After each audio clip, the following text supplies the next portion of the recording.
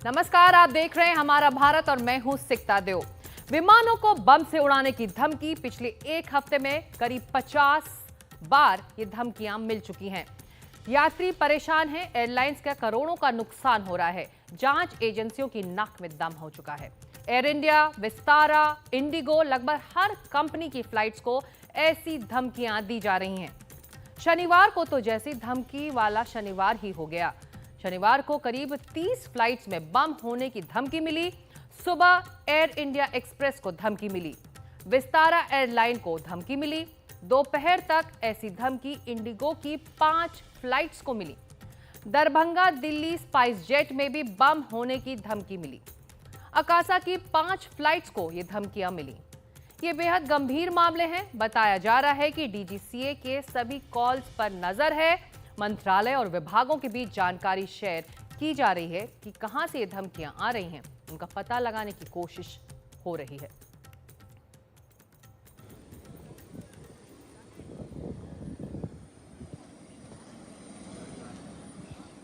और इस बीच बड़ी खबर आपको बता दें, सभी एयरलाइन कंपनियों के सीईओ को दिल्ली तलब किया गया है। बीसीएएस यानी कि bureau of civil aviation security के साथ बैठक चल रही है। धमकियों के सिलसिले में चल रही दिल्ली में मीटिंग। डीजीसीए और बीसीएएस बहुत जल्दी सुरक्षा पर नए गाइडलाइंस जारी कर सकते हैं। बैठक में airport authority of India, private airports के सीईओ और सीआईएसएफ के डीजी भी मौजूद हैं। सूत्रों के मुताबिक इस पहलू पर भी बात हो रही है कि क्या बम की अफवाहों के पीछे विदेशी ताकतों का हाथ तो नहीं है। क्या ये एयरलाइंस कंपनियों को नुकसान पहुंचाने की कोशिश तो नहीं है। बीसीएएस वो एजेंसी है जिसकी तरफ से सुरक्षा गाइडलाइंस जारी किया जाता है।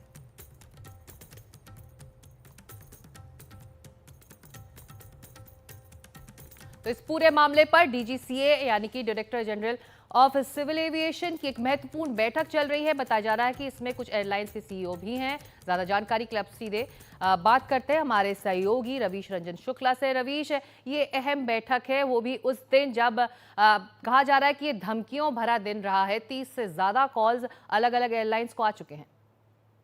जी बिल्कुल सिकता, एक बड़ी खबर आ रही है कि इन धमकियों के बाद में एक बड़ी बैठक हुई है और ये बैठक अब खत्म हो चुकी है। और जो हमारे सहयोगी हैं पल्लव मिश्रा, उन्होंने जानकारी दी है कि नागरिक उड्डयन जो राज्य मंत्री हैं मुरलीधर, उन्होंने इस बैठक के बाद में ये कहा है कि ये जो थ्रेट कॉल है ये विदेशों से आ रही है। और आपने देखा होगा कि गुरुवार को बाकायदा विदेश मंत्रालय ने ये बयान जारी किया और ये कहा था कि इसकी बाकायदा जो गृह मंत्रालय है वो इसकी गंभीरता के साथ में जांच कर रही है और इस मामले से जुड़ी सारी जानकारियां अमेरिका को भी दी गई हैं।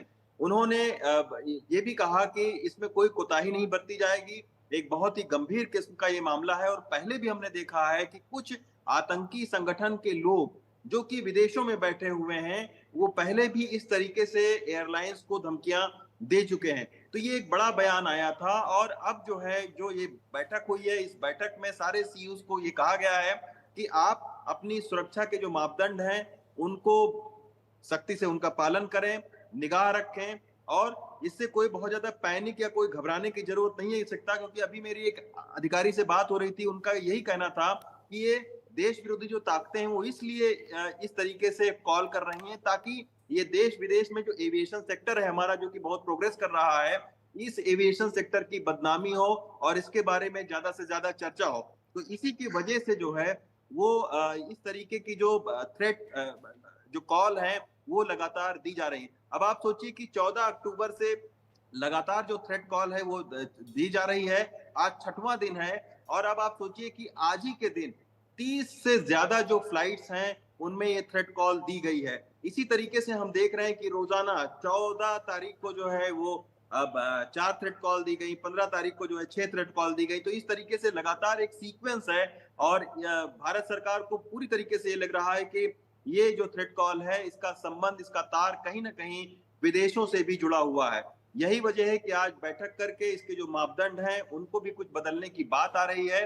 साथ में ये भी कहा जा रहा है कि अगर इस थ्रेट कॉल को पता लगा लिया गया और इसके पीछे कौन है ये पता लगाया गया, तो उसको सख्ती के साथ में कानून के दायरे में लाने के लिए कुछ जो प्रावधान है उसमें भी बदलाव हो सकते हैं। तो इस मामले में पूरी तरीके से सुरक्षा जो एजेंसियां हैं वो लगी हुई हैं और भारत सरकार का ये भी कहना है कि कुछ ही दिन में इस पूरे नेटवर्क का पर्दाफाश किया जाएगा कि आखिर इसके पीछे कौन सा संगठन है। लेकिन ये जरूर है, हम अपने दर्शकों को बता दें कि इस थ्रेड कॉल के पीछे विदेशी ताकतें हैं, देश विरोधी ताकतें हैं। ये जो है वो प्राथमिक जांच के बाद में हमारी जो एजेंसियां हैं वो साफ तौर पर यही बात कह रही हैं। जी सिकता। जी, शुक्रिया इस अपडेट के लिए। तो बहुत महत्वपूर्ण इस बैठक में जो बड़ी बात निकल कर आई है कि एक तरह से सिविल एविएशन सेक्टर में पैनिक फैलाने के लिहाज से विदेशी ताकतों का हाथ बताया जा रहा है और इसी मुद्दे पर इस बैठक में बड़े फैसले लिए गए हैं। इस बैठक के बारे में और जानकारी और अपडेट्स आपको मिलते रहेंगे, लेकिन ज़्यादातर धमकियां अफवाह निकल रही हैं, लेकिन ये यात्रियों को तो परेशान कर ही रही हैं, साथ ही एयरलाइंस का भी करोड़ों का नुकसान हो रहा है। एक तो जहाज का खर्चा, दूसरा इमरजेंसी लैंडिंग के दौरान ईंधन का खर्चा, ये बहुत ज्यादा होता है। जानकारों का जो अनुमान है उसके हिसाब से आपको बता देते हैं कि आखिर एक अंदाजा कि कितना एक एयरलाइन को नुकसान सहना पड़ता है एक होक्स कॉल के बाद। एक बोइंग 777 का लैंडिंग वजन 250 टन के करीब होता है। उड़ान के समय यात्री और कार्गो भी होते हैं। एक भरे हुए बोइंग 777 का वजन 350 टन हो जाता है। 2 घंटे के अंदर इमरजेंसी लैंडिंग तो करीब 100 टन ईंधन डंप। 1 टन ईंधन करीब 1 लाख रुपए का आता है। 100 टन ईंधन की लागत करीब 1 करोड़ रुपए। इसके अलावा विमान कंपनी को कई अतिरिक्त खर्च भी इस इमरजेंसी लैंडिंग की वजह से उठाने पड़ते हैं। अप्रत्याशित लैंडिंग और विमान की पार्किंग का शुल्क एयरलाइन को देना पड़ता है। यात्रियों और चालक दल को होटलों में ठहराने का खर्चा उसे उठाना पड़ता है। किसी भी कनेक्टिंग फ्लाइट के मिस हो जाने के लिहाज से उसका मुआवजा भी उसे यात्रियों को देना पड़ता है। फिर खाने पीने का इंतज़ाम भी पैसेंजर्स के लिए एयरलाइन को ही करना पड़ता है। तो इस तरह से एक इमरजेंसी लैंडिंग के बाद तकरीबन पूरा खर्चा करीब 3 करोड़ रुपए का हो जाता है।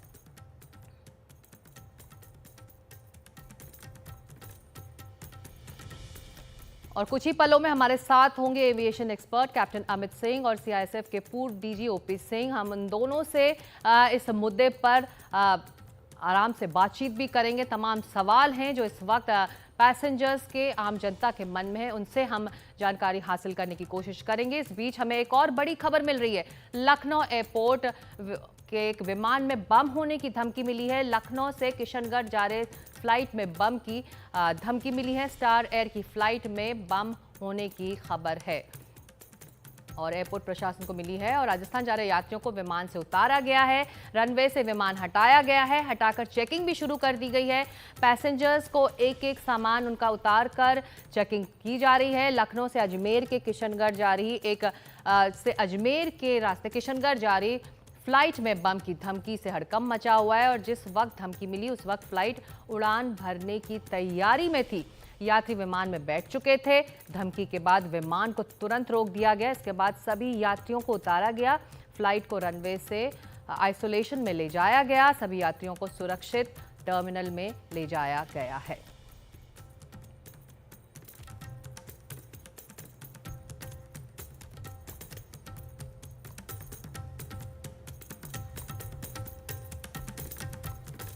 और हमारे साथ अब aviation expert captain Amit Singh और सीआईएसएफ के पूर्व डीजी ओपी सिंह हैं। हम दोनों से जानते हैं कि फ्लाइट्स में सुरक्षा और इस तरह की धमकियों का क्या असर होता है, सरकार की योजना इसको किस तरह से हैंडल करने की है। आप दोनों का स्वागत है एनडीटीवी में। और ख़ास तौर से अमित सिंह, अगर मैं आपसे शुरू करूं, विदेशों में एयरपोर्ट पर इस तरह के कॉल्स के बाद अगर इस तरह के मामले सामने आते हैं तो वहां पर जो स्टैंडर्ड ऑपरेटिंग प्रोसीजर जो होता है वो क्या होता है, अगर हम हमारे देश से तुलना करें तो? हमारे देश में अभी भी जो सिक्योरिटी है वो इतना टेक्निकल और आर्टिफिशियल इंटेलिजेंस की तरफ नहीं है। अभी भी ह्यूमन इंटेलिजेंस पे बेस्ड है वो। अगर आप एयरपोर्ट जाएं तो वहाँ पे लेयर्स ऑफ सिक्योरिटी है।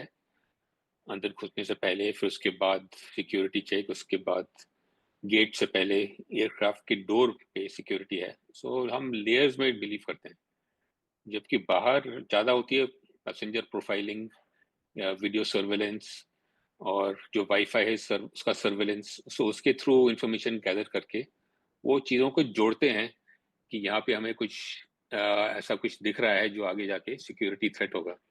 इस जुलाई 22 में एक 18 साल या 17 साल की यूनिवर्सिटी स्टूडेंट यूके से स्पेन जा रहा था छुट्टी पे, उसने मजाक में स्नैपचैट पे पोस्ट कर दिया हाईजैक के बारे में। तो जो गैटविक का वाईफाई था वो मॉनिटर कर रही थी सिक्योरिटी, उस पे उन्होंने ये पिक कर लिया कि ऐसा कुछ किसी ने पोस्ट किया है।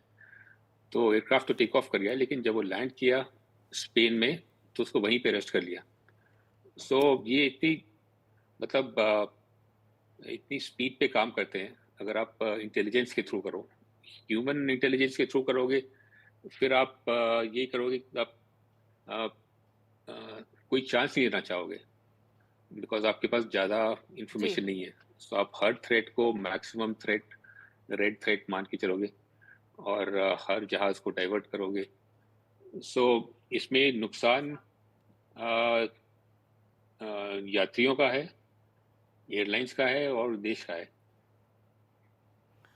ओपी सिंह जी, जब इस तरह के कॉल्स आते हैं तो एयरपोर्ट पर किस तरह का सिक्योरिटी प्रोटोकॉल ड्रिल किया जाता है? देखिए, जो भी बॉम्ब थ्रेट्स होते हैं वो या तो they are directed towards aircraft, planes और या फिर एयरपोर्ट्स के लिए होते हैं। अभी रिसेंट जो घटनाएं हो रही हैं, रिसेंट जो थ्रेट्स आ रहे हैं वो एयरक्राफ्ट्स के लिए आ रही है, कॉमर्शियल फ्लाइट्स के लिए आ रही है। और जब भी कोई इस प्रकार का थ्रेट आता है, इस प्रकार के होक्स कॉल या कॉल्स आते हैं, तो एक हमारे हर एक एयरपोर्ट पे एक बॉम्ब थ्रेट असेसमेंट कमेटी होती है। और वो बॉम्ब थ्रेट असेसमेंट कमेटी जो है उसमें कई स्टेक होल्डर्स हैं जो उसके मेंबर्स होते हैं। फॉर एग्जांपल सबसे बड़ी चीज़ है कि वो जो एयरपोर्ट ऑपरेटर है, जो एयरपोर्ट का जो संचालक है, चाहे वो एयरपोर्ट अथॉरिटी ऑफ इंडिया हो या प्राइवेट एयरपोर्ट्स हो, उनके जो डायरेक्टर्स होते हैं वो उसके चीफ होते हैं। और उसमें जितने भी स्टेक होल्डर्स हैं, लाइक एयरलाइंस ऑपरेटर्स हो या लोकल पुलिस हो, सीआईएसएफ जो पूरे एयरपोर्ट्स को सिक्योरिटी प्रदान करता है, bureau of civil aviation and security है, या स्पेसिफाइड कोई एयरलाइंस पर्टिकुलर, जैसे अगर कोई हॉक्स कॉल, कोई कॉल आया हो एक पर्टिकुलर एयरलाइंस का, जैसे इंडिगो है या स्पाइस जेट है, तो उसके रिप्रेजेंटेटिव होते हैं। और साथ ही साथ DGCA, director general civil aviation जो है, उसके भी होते हैं। मैं आपको एक चीज बता दूं कि हर एक कॉल्स को दो भागों में बांटा जाता है। एक स्पेसिफाइड कॉल्स होते हैं और दूसरे नॉन स्पेसिफाइड कॉल्स होते हैं। स्पेसिफाइड कॉल्स वो होते हैं जिसमें बहुत ही स्पेसिफिक तरीके के की सूचनाएं दी गई हैं। फलाने फलाने इंडिगो के इस फ्लाइट का, इस नंबर के फ्लाइट को हम बम से उड़ा देंगे। ये एक तरह से स्पेसिफाइड कॉल है, एक स्पेसिफाइड बॉम्ब थ्रेट है, जिसको हम बहुत सीरियस लेते हैं। बहुत से ऐसे थ्रेट्स होते हैं जो नॉन स्पेसिफाइड होते हैं, जिसने फ्लाइट नंबर नहीं दिया हो, कोई फ्लाइट डेस्टिनेशन नहीं है, बहुत ही रैंडमली दिया गया है, तो उसको हम लोग उतनी सीरियसली नहीं लेते हैं। लेकिन ड्रिल जो है वो हर एक केस में ड्रिल का पालन होता जी। है। और ड्रिल सबसे पहला ये है कि जैसे ही हमें कोई बम थ्रेट का या किसी भी प्रकार का कॉल आता है, तो हम सबसे पहले जो है बीटीएसी की मीटिंग कॉल करते हैं। और उस मीटिंग कॉल में हम इस जी। चीज को देखते हैं कि हमारे थ्रेट्स का प्रकार क्या है, स्पेसिफाइड है या नॉन स्पेसिफाइड है, और उसी के बाद हम सारी प्रक्रिया को शुरू करते हैं। जी, आप दोनों से हम बातचीत जारी रखेंगे। इस वक्त एक अहम खबर आ रही है, बीजेपी की झारखंड की पहली लिस्ट जारी हो चुकी है। 66 उम्मीदवारों के नाम तय हो गए हैं। बाबूलाल मरांडी धनवर से प्रत्याशी बनेंगे, सीता सोरेन जामताड़ा से उनको टिकट दिया गया है, चंपई सोरेन सरायकेला से, गीता कोड़ा जगन्नाथपुर से। 11 महिलाओं को इस पहली लिस्ट में जगह मिली है और बीजेपी की 68 सीटों पर चुनाव लड़ेगी। अब केवल 2 सीटों पर ही ऐलान बाकी है। तो ये अहम खबर झारखंड से, 66 उम्मीदवारों के नाम तय हो चुके हैं। 68 सीटों वाले इस विधानसभा राज्य में अब 2 सीटें ही बाकी हैं जिस पर बीजेपी को अपने उम्मीदवार तय करने हैं। 66 उम्मीदवारों के नाम की लिस्ट आज जारी हो गई है। जो मुख्य नाम है, बाबूलाल मरांडी धनवार से, सीता सोरेन जामताड़ा से, चंपई सोरेन सरायकेला से, गीता कोड़ा जगन्नाथपुर से। 11 महिलाओं को जगह मिली है। आप ये देख सकते हैं कि 66 उम्मीदवारों की लिस्ट जारी हो चुकी है और अब 2 ही ऐसी सीट्स हैं जिस पर आखिरी मुहर लगनी है। 66 उम्मीदवार, 68 सीटों की विधानसभा है और मैदान में उतरने की पूरी तैयारी है। बीजेपी ने अपनी पहली लिस्ट जारी कर दी है।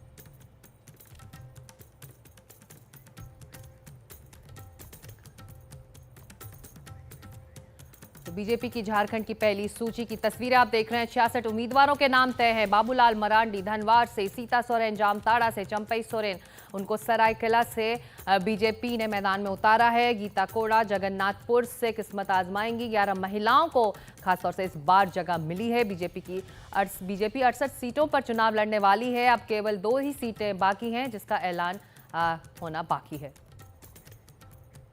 और इसी मुद्दे पर बातचीत के लिए सीधे चलते हैं हमारे सहयोगी अखिलेश शर्मा के पास। अखिलेश, पहली लिस्ट और 66 नाम सामने हैं अब।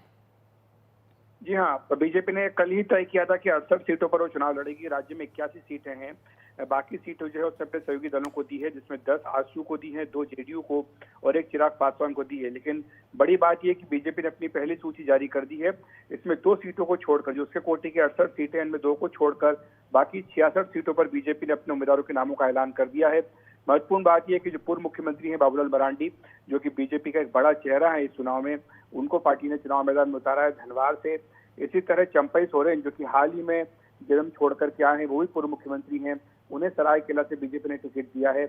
और दिलचस्प बात यह कि उनके बेटे बाबूलाल सोरेन को भी बीजेपी ने घाटशिला से टिकट दिया है। यानी पिता पुत्र दोनों को बीजेपी ने अपने उम्मीदवार बनाया है। इसके साथ ही पूर्व मुख्यमंत्री अर्जुन मुंडा, उनकी पत्नी मीरा मुंडा को भी टिकट दिया गया है। इसी के साथ जो पूर्व मुख्यमंत्री है रघुवर दास, जो कि इन दिनों उड़ीसा के राज्यपाल है, उनकी बहू को भी बीजेपी ने टिकट दिया है। तो इस तरह से मीरा मुंडा, जो कि पोटका से चुनाव लड़ेंगी, इस तरह से बीजेपी ने अपनी पहली सूची जारी कर दी है। इसमें अगर हम अनुसूचित जनजाति की आरक्षित सीटों की बात करें तो 24 सीटों पर बीजेपी ने अपने उम्मीदवारों के नामों का ऐलान किया है। वहीं अनुसूचित जाति के लिए आरक्षित सीटों पर बीजेपी ने 7 उम्मीदवार अभी तक उतारे हैं। कुछ जो आदिवासी उम्मीदवार है उनको सामान्य सीटों पर भी बीजेपी ने उतारा है।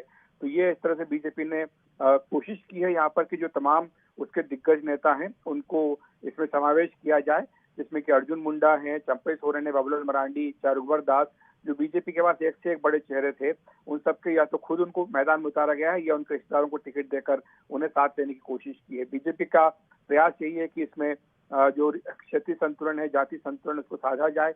और इसमें 11 महिलाओं को बीजेपी ने अपनी पहली सूची में जगह दी है। अब बीजेपी ने पूरी तैयारी कर ली है और ऐसे में किन मुद्दों को लेकर आपको लगता है बीजेपी इस बार मैदान में उतरेगी झारखंड में खासतौर से? देखिए, सिक्ता झारखंड का इतिहास ये है कि इसमें जो सत्ता में पार्टी होती है वो वापसी नहीं करती है। तो बीजेपी को इसी बात पर उम्मीद है कि यहाँ पर ये ट्रेंड जो है वो जारी रहेगा और एंटी इनकम्बेंसी का लाभ उठाने में वो कामयाब रहेगी। महिलाओं के लिए बीजेपी ने गोगो दीदी योजना के तहत हर महीने पैसा देने की बात कही है। ये वही योजना है जो कि मिलती जुलती, जो कि मध्य प्रदेश और अन्य बीजेपी शासित राज्यों में भी घोषित की गई थी। इसके साथ ही बीजेपी ने दूसरा जो बड़ा मुद्दा बनाया है वो आदिवासी बनाम बांग्लादेशी घुसपैठियों का बनाया है, जिसके बारे में पीएम मोदी, गृहमंत्री अमित शाह भी जनसभाओं में जिक्र कर चुके हैं। बीजेपी इसको भी एक बड़ा मुद्दा बना रही है।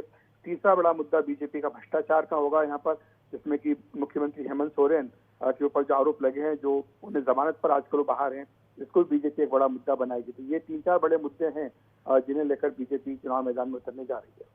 जी, इस बीच खबर ये भी आ रही है अखिलेश कि बीजेपी के जो विरोधी खेमे हैं वो टिकट बंटवारे को लेकर उनमें आपसी सहमति नहीं बन पा रही है। अभी कुछ ही देर पहले हमने एक खबर भी चलाई कि आरजेडी नाराज है कि हेमंत सोरेन ने जितनी सीटें उनको चाहिए थी नहीं दी है वहां पर। जी हाँ, कल ही आरजेडी की ओर से कहा गया था कि वो 22 सीटों पर चुनाव लड़ना चाहते हैं। कल ही तेजस्वी यादव भी रांची पहुंच गए थे। अन्य जो आरजेडी के नेता हैं वो भी रांची में थे। उनकी मुलाकात भी हेमंत सोरेन से हुई। आज का दिन भी काफी महत्वपूर्ण था इंडिया गठबंधन के लिए, क्योंकि राहुल गांधी की भी आज वहां पर सभा हुई है।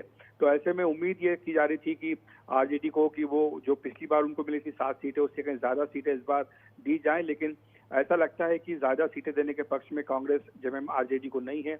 और यही कारण है कि उन्होंने स्पष्ट कर दिया कि 70 सीटों पर तो वे खुद ही, यानी कांग्रेस और जेएमएम, चुनाव लड़ेंगे।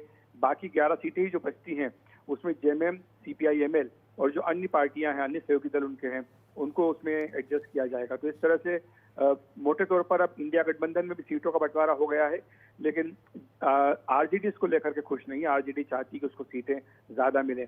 ऐसे में अब ये देखने की बात होगी कि हेमंत सोरेन और कांग्रेस क्या कोई दूसरा रास्ता निकालते हैं, क्या अपने कोटे की कुछ सीटें वो आरजेडी को, अन्य दलों को देते हैं। जी, शुक्रिया इस पूरी जानकारी और अपडेट के लिए अखिलेश आपका। तो बीजेपी ने अपनी पहली सूची जो है झारखंड के लिए वो जारी कर दी है। 66 उम्मीदवारों के नाम सामने हैं, 2 ही नाम अब बाकी हैं जो दूसरी लिस्ट में आएंगे। वक्त अब एक छोटे से ब्रेक का है। ब्रेक के बाद देखेंगे क्या नए कानूनों ने से रुकेगी बम की अफवाह और एयरलाइन सेक्टर की अफरा तफरी।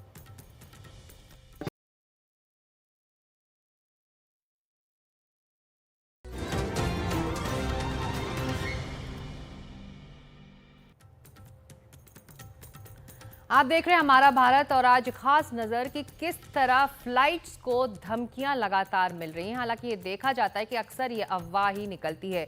कई बार ये सामने आया है कि बच्चों ने हरकत की थी, लेकिन इससे ये इनकार नहीं किया जा सकता कि ये मामला बेहद गंभीर है।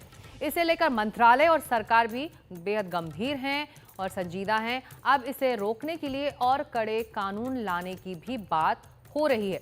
सिविल एविएशन मिनिस्ट्री कर रही है विचार की सख्त नियम बने और इसी के लिए एक योजना भी तैयार की जा रही है जिसमें दोषियों को नो फ्लाई सूची में डाला जा सकता है।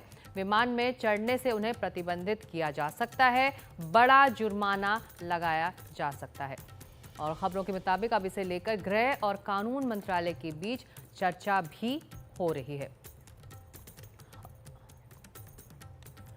और हमारे साथ हमारे खास मेहमान बने हुए हैं। चलते हैं एक बार फिर ओपी सिंह जी के पास। ओपी सिंह जी, कानून इस वक्त क्या कह रहा है ऐसे मामलों पर? सिकता जी, मैं आपको कानून के पहले थोड़ी सी बात ड्रिल के बारे में बता दूं कि जब हमारी बीटीएसी की मीटिंग होती है, और मैं आपको ये भी बता दूं कि bureau of civil aviation and security जो है वो रेगुलेटर के रूप में काम करता है, और रेगुलेटर का ये दायित्व तो बनता है कि वो हर एक कॉल्स को बहुत सीरियसली ले। और जब भी हम इस तरह के कॉल की बात करते हैं, अगर मान लीजिए कमर्शियल फ्लाइट जो है वो एयरपोर्ट पे खड़ा है, या अगर वो उड़ चुका है तो उसको हम रिकॉल करा सकते हैं। अगर नहीं उड़ा है तो हम उसको सबसे पहले आइसोलेशन बे में ले जाते हैं, और वहां पे सारी प्रक्रिया जो है, मल्टी एजेंसी ड्रिल्स जो होती है, वो उसका पालन होता है। और बीसीएस जो है, bureau of civil aviation and security जो है, वो उसकी ट्रैकिंग, उसकी सुपरवाइजिंग और उसकी ऑर्गेनाइजिंग सभी चीजों का दायित्व लेता है। और सबसे पहले तो हम प्लेन को, कमर्शियल फ्लाइट को, पैसेंजर्स को, कार्गो को और केटरिंग इंडस्ट्री जो है उसको, इन सबों को स्टेरलाइज करने की कोशिश करते हैं। स्टेरलाइज करना, जैसे हम वीआईपी सिक्योरिटी में सबको एक सबोटाज चेक होता है, वो सब करते हैं, उसी तरह हम स्टेरलाइज करते हैं प्लेन्स को भी, कमर्शियल फ्लाइट को भी, पैसेंजर्स को भी, कार्गो को भी, और जी, केटरिंग तो जो तमाम डिपार्टमेंट है। नए पहल और नए कानून की अब बात हो रही है, क्योंकि जिस तरह से लगातार ये मामले सामने आ रहे हैं, ऐसे में सख्ती इस वक्त बेहद ज़रूरी है। बहुत शुक्रिया आप दोनों का इस चर्चा में शामिल होने के लिए। हम ले रहे एक छोटा सा ब्रेक के बाद खबरें जारी रहेंगी।